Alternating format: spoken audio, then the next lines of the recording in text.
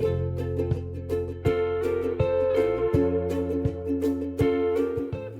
know what sounds fun? Surprises. But then there are some times where surprises aren't all that fun. Take it from me. I never really was that great at surprises, especially when it comes to confetti. Oh, that confetti, it was horrible. Some kid decides to flour or sprinkle it all over me. It was madness. So why is it that surprises are so difficult at times for people who have autism? Well, the reason why is because surprises break the routine, break the cycle, and break the pattern on what goes on everyday life. Take for example, when the children are going to school, they are expected to arrive and to do their work and come back home.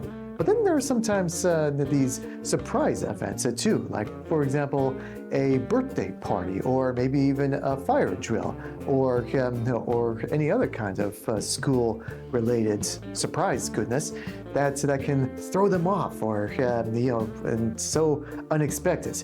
Well, this is why preparation comes into good play. You see, it's okay to prepare kids with autism, or even young adults with autism, that's of what's going to happen later on. So you may think, well, then that would ruin the surprise. That would ruin the surprise party. Well, in these cases, it's okay. It's okay to ruin the surprise. It's okay to ruin or it's okay to spoil what's going to happen, because it's better to have that than to have a rough time with someone who has autism. Because let's face it, no one wants a meltdown. Believe me, and so. When it comes to preparation, give them some time, maybe even minutes in advance, hours in advance, heck, even days in advance, and let them know what's going to happen, what time this is going to happen, how it's going to happen, and what to expect when the happening is happening. So that's what I will say when it comes to surprises, is that sometimes it's okay to give them a little heads up in advance, and then later on down the line, when your child is old enough, maybe he or she could enjoy surprises even more. It takes some time.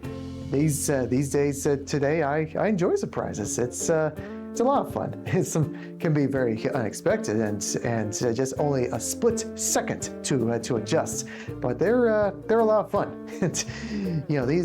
These days when something unexpected happens, just take a deep breath in, out, and analyze what's going on, and then just go along with it. Go along with the flow.